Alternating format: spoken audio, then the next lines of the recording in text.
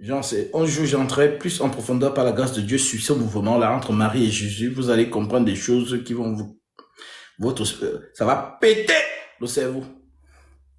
Voilà, comme vous écoutez la parole avec le cerveau, là. En 16, bon, je pars directement au verset, euh, je prends directement le verset 16, hein. Encore un peu de temps et le monde ne me verra plus. Et puis encore un peu de temps et vous me verrez. Parce que je vais au Père. Là-dessus, quelques-uns de ses disciples dirent entre eux, que signifie ce qu'il nous dit? Encore un peu de temps et vous ne me verrez plus. Et puis encore de peu de temps et vous me verrez. Et parce que je vais au Père. Il disait donc, que signifie ce qu'il dit? Encore un peu de temps. Nous ne savons de quoi il parle. Jésus connut qu'il voulait l'interroger et il leur dit, vous vous questionnez les uns les autres sur ce que j'ai dit. Encore un peu de temps et vous ne me verrez plus. Et puis encore un peu de temps et vous me verrez. En vérité, je vous le dis. Vous pleurerez et vous vous lamenterez et le monde se réjouira. Vous serez dans la tristesse, mais votre tristesse se changera en joie. Maintenant, il va parler de lui. La femme, lorsqu'elle enfante, éprouve de la tristesse. Mon heure n'est pas encore venue. Je ne suis pas encore sur le lit de l'hôpital pour donner la vie. Parce que la femme, quand elle donne la vie, elle crie. Elle a mal. Les douleurs de l'enfantement. C'est ce qu'il dit à Marie. Mon heure n'est pas encore venue. Je ne suis pas encore en train de donner la vie. Attends d'abord. Voilà. Mais lorsque elle donne le jour à l'enfant, elle ne se souvient plus de la souffrance à cause de la joie qu'elle a de ce qu'un homme est né dans le monde. Vous donc aussi, vous êtes maintenant dans la tristesse. Mais je vous reverrai et votre cœur se réjouira. Et nul ne vous ravira votre joie. En ce temps-là, vous ne m'interrogerez plus sur rien. Qui l'a interrogé? C'est Marie. Seigneur, ils n'ont plus de vin. En ce jour-là, vous ne m'interrogerez plus sur rien. En vérité, je vous le dis. Ce que vous demanderez au Père, il vous le donnera en mon nom.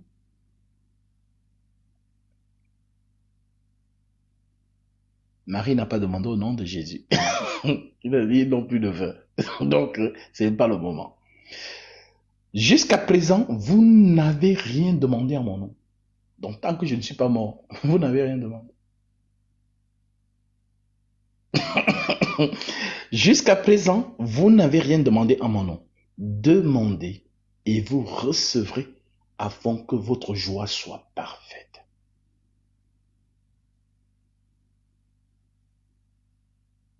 Tu as compris?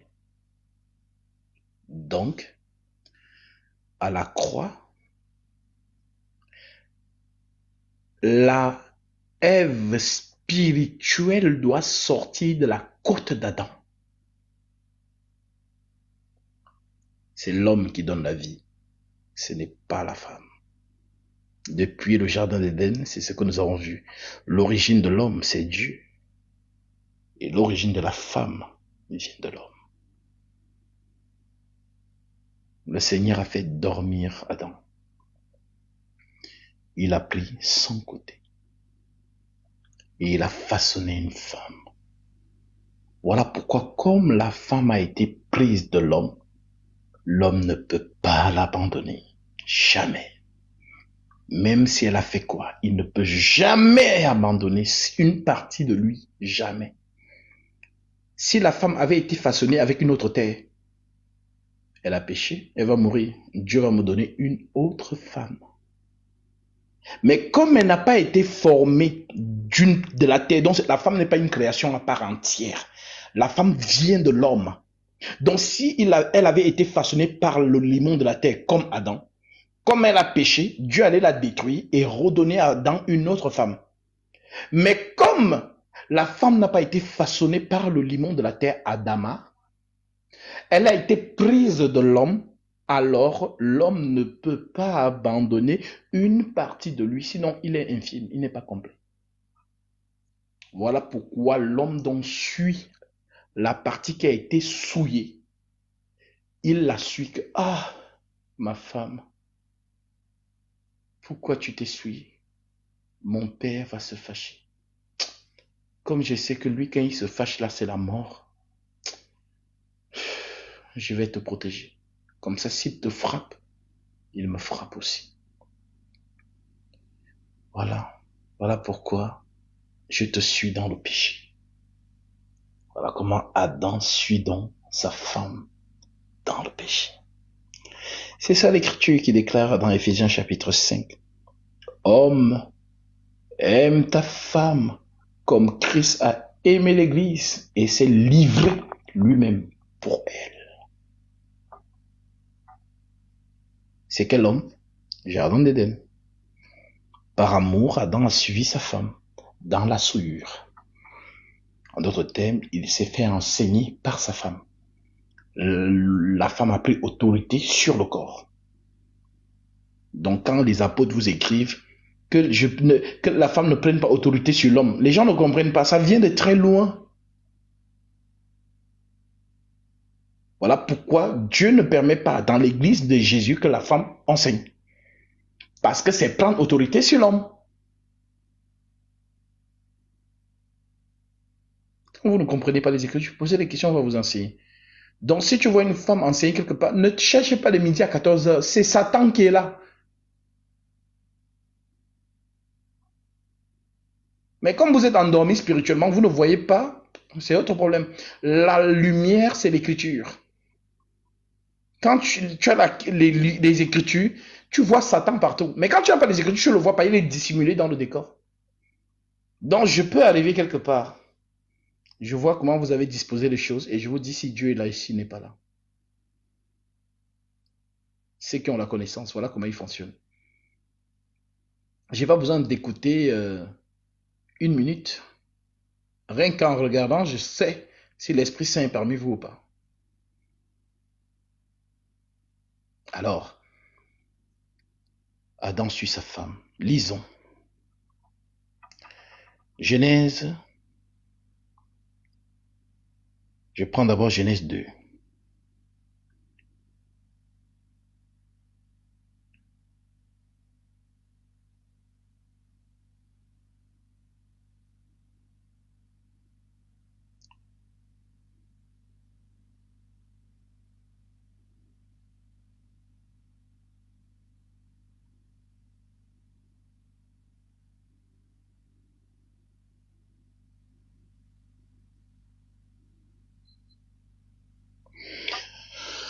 L'Éternel, verset 18. L'Éternel Dieu dit, il n'est pas bon que l'homme soit seul. Je lui ferai une aide semblable. Une aide semblable. La femme, c'est l'aide de l'homme. Elle n'est pas spectatrice. Elle aide son mari. Si son mari avait 2 bras, maintenant il en a 4.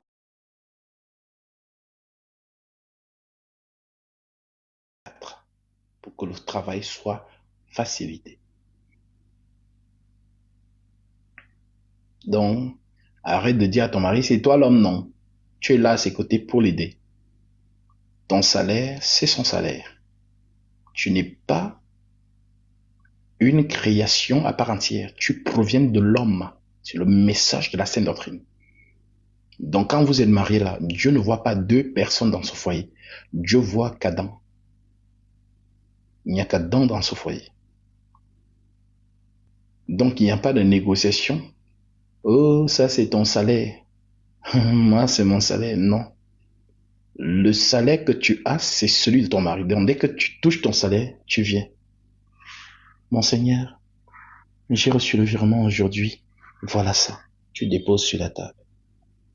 Mon Seigneur, quelles sont tes instructions vis-à-vis de ce salaire? Bon. Que Dieu te bénisse, femme. Tu es vraiment une bénédiction pour moi. La parole dit vrai.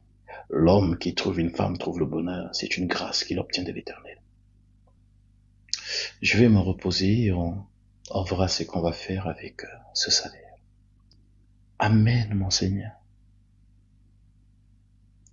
Maintenant, c'est là où la femme dit, c'est là où tu vas comprendre si tu es un avec lui ou pas. Vous savez, l'enseignement est profond, hein. L'enseignement est très profond. Lorsque Dieu enseigne, il enseigne à l'Église, pas au monde. Le monde fait ce qu'il veut. Mais vous qui dites que vous êtes dans l'Église de Christ, j'ai expliqué cette métaphore la dernière fois. Je vous ai dit que l'Église, c'est le corps, c'est écrit. L'Église, c'est le corps du Christ. Et qui dit corps du Christ dit les membres de ce corps.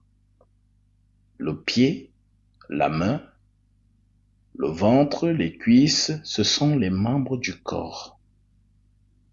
Alors, si la tête qui est le chef de ce corps dit au pied, je veux de l'eau, est-ce que ton pied va se détacher seul pour aller chercher de l'eau? Non. Tout le corps va se lever pour aller chercher de l'eau. Si la tête dit à la main, donne-moi la tasse, le corps va faire le mouvement. Nous sommes un seul corps en Christ. Et le message vient de la tête qui est le chef, Christ. Alors, si je donne, la tête donne une instruction à un membre du corps, et que le membre du corps ne réagit pas, ça veut tout simplement dire que ce membre n'est pas dans ton corps, ce n'est pas ton corps. Parce que si c'était un membre de ton corps, il allait exécuter sans se fatiguer. Alors, comment pouvez-vous dire que vous êtes membre du corps de Christ si vous ne mettez pas la parole de Christ en pratique? Vous n'êtes pas membre du corps. Vous dites être membre du corps. Les vrais membres du corps de Christ sont fidèles à la tête. Si la tête dit « je ne permets pas à la femme d'enseigner », le corps dit « Amen ». La femme n'enseigne pas. Mais dès lors que vous allez voir quelqu'un dire « la femme enseigne », ça veut dire que la personne n'est pas en accord avec la tête, Christ. Et le discernement des esprits. Voilà, c'est ce qu'on appelle le discernement. Alors, si tu as donc compris cette métaphore, le Seigneur, qui par préfiguration, parce que les mouvements prophétiques ne sont que un message qui concerne le véritable. Donc nous avons donc Adam, conformément à l'écriture, verset 18, l'Éternel Dieu dit, il n'est pas bon que l'homme soit seul, je lui ferai une aide semblable à lui. Une aide semblable à lui. L'Éternel Dieu forma de la terre tous les animaux des champs et tous les oiseaux du ciel, et il les fit venir vers l'homme pour voir comment il les appellerait, et afin que tout être vivant portât le nom que lui donnerait l'homme. Et l'homme donna des noms à tous les bétails, aux oiseaux du ciel et à tous les animaux des champs. Mais pour l'homme, il ne trouva point d'aide semblable à lui.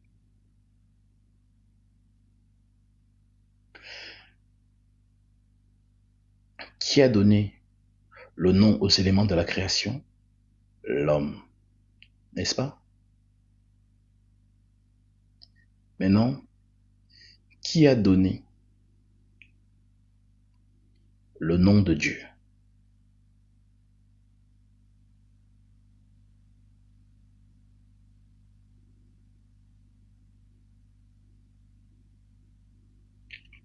Qui a donné à Dieu son nom? Gabriel.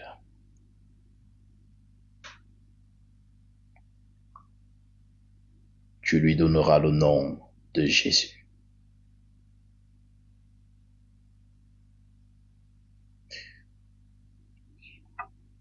Ceux qui ont compris, ont compris. On avance.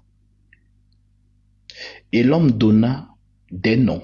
L'homme donna des noms à tout le bétail et aux oiseaux du ciel et à tous les animaux des champs.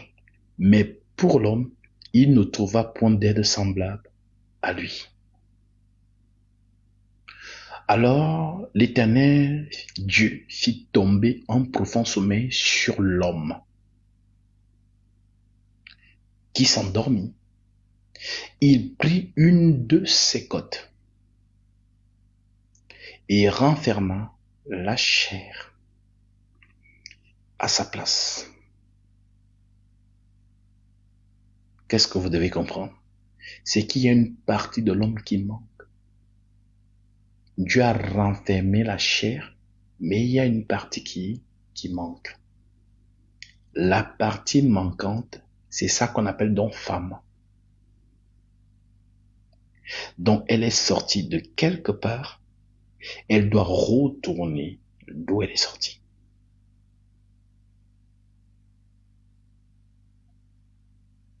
Est-ce que vous avez compris? L'Éternel Dieu forma une femme de la côte. Il avait prise de l'homme. Je répète, l'Éternel Dieu forma une femme de la côte qu'il avait prise de l'homme. Donc, ma chérie, celui qui est dans ta maison là, qui t'a marié là, tu sors de lui.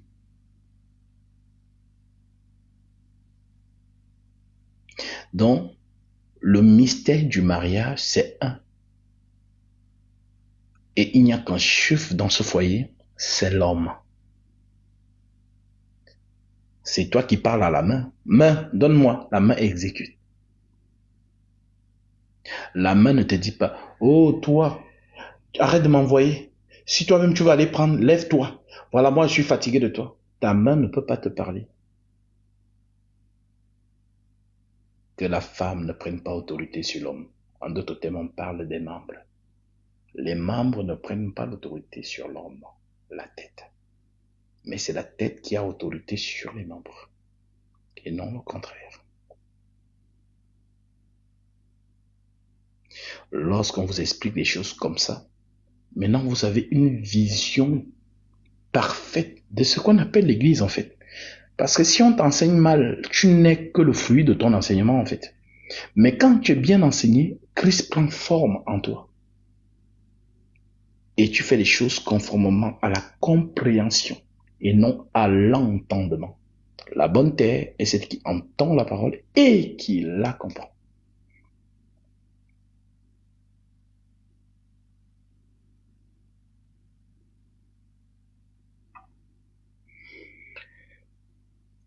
L'Éternel Dieu forma une femme de la côte qu'il avait prise de l'homme et l'amena vers l'homme. Et l'homme dit, voici, cette fois-ci, voici, cette fois, celle qui est ose de mes os, chair de ma chair.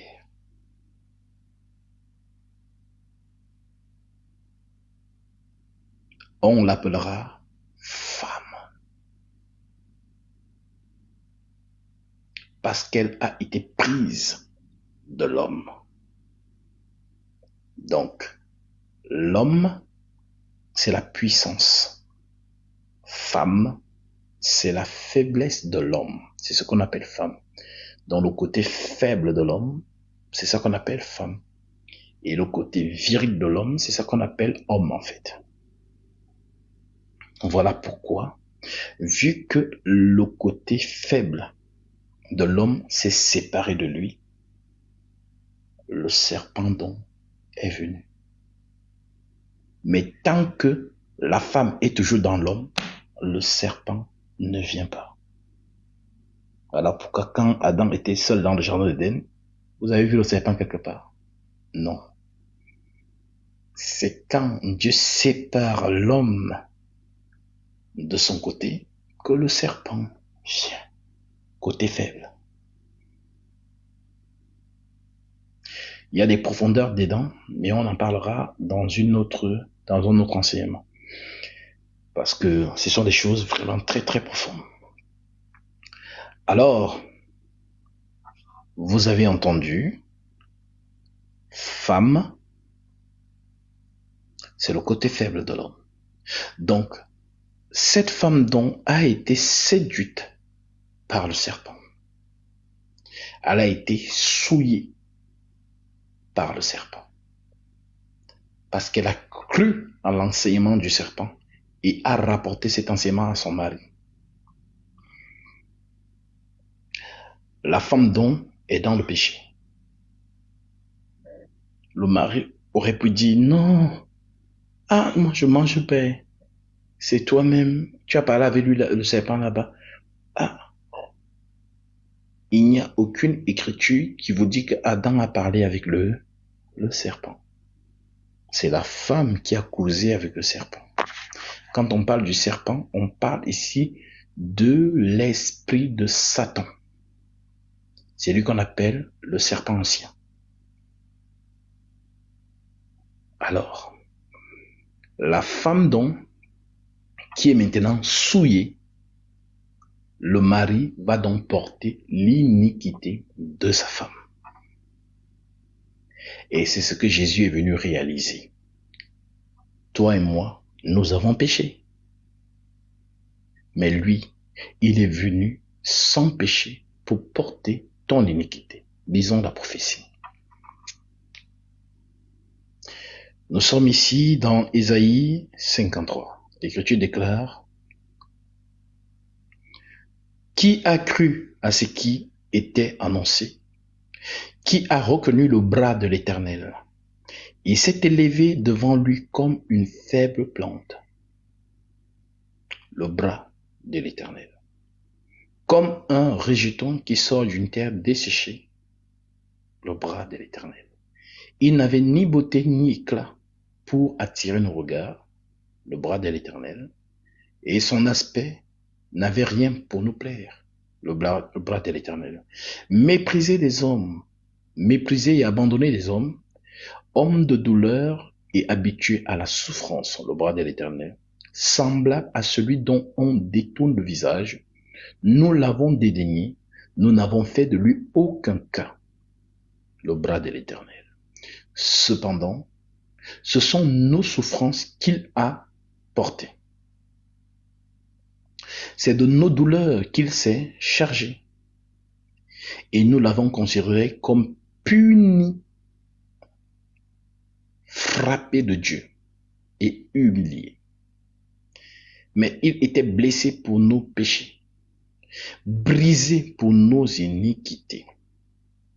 Le châtiment qui nous donne la paix est tombé sur lui. Et c'est par ses maîtressures que nous sommes guéris. Nous étions tous errants comme des brebis. Chacun suivait sa propre voie. Et l'Éternel a fait retomber sur lui l'iniquité de nous tous.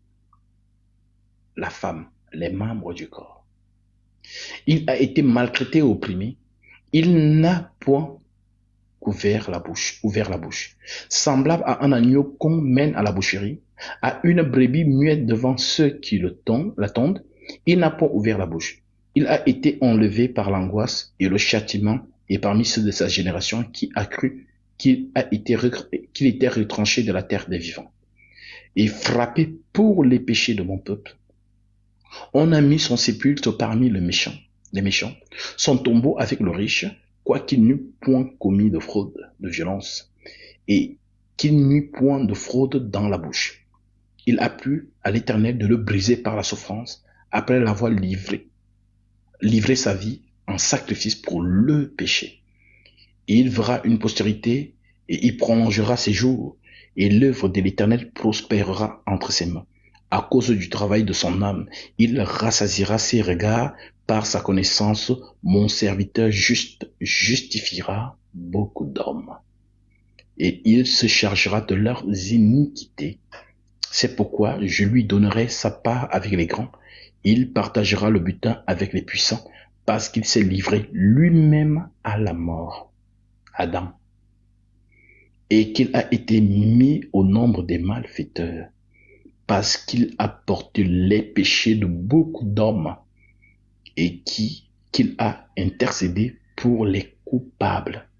Qu'il a intercédé pour les coupables. Vous avez compris?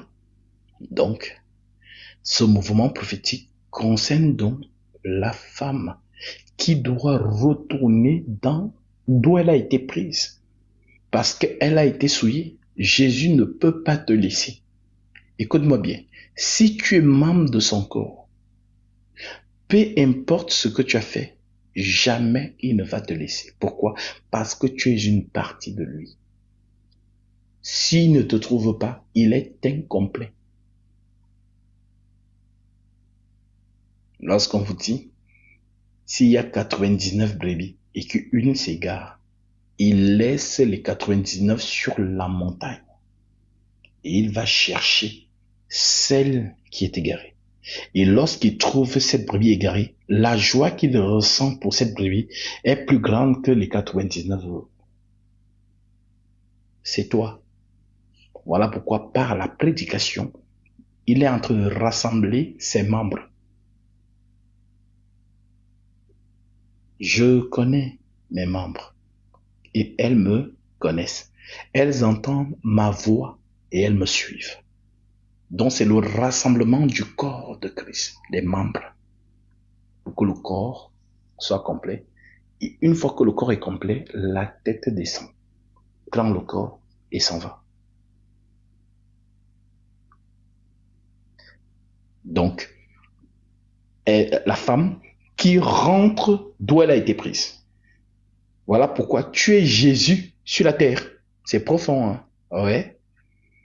Tu es son corps sur la terre. Tu es Jésus sur la terre. Tu es sa lumière. Vous êtes la lumière du monde. Que votre lumière luise dans les ténèbres. Tu es Jésus sur la terre. C'est un seul corps. Alors, lorsque Marie dit non, ils n'ont plus de vin, il lui dit, qu'y a-t-il entre toi et moi? Mon heure n'est pas encore venue. Donc, c'est après l'heure que vous pouvez demander. Pourquoi? Parce que les chérubins qui ont fermé la route pour que nous retournions dans le jardin d'Éden pour manger l'arbre de vie et de vivre éternellement ne seront plus là. Je vais faire le service et je vais ouvrir le chemin. Voilà pourquoi lorsqu'il fait ce service, qu'est-ce qu'on dit? Le rideau du temple s'est déchiré du haut en bas. Les totos spirituels vont voir un rideau comme le rideau de la maison.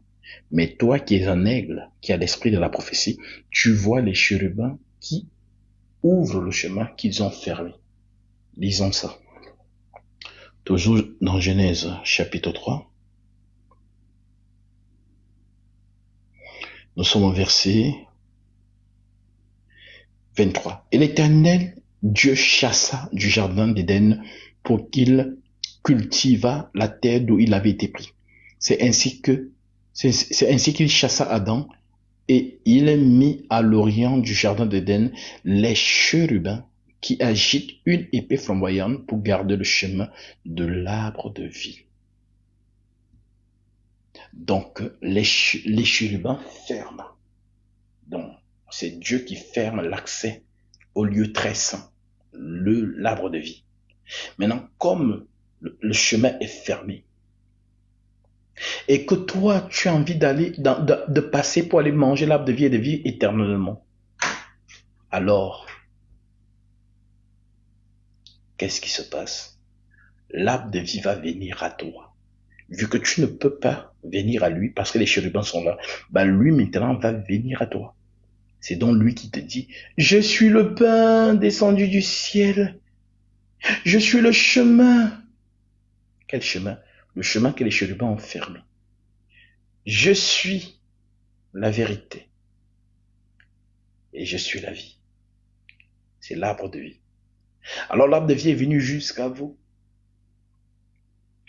pour venir ouvrir le chemin.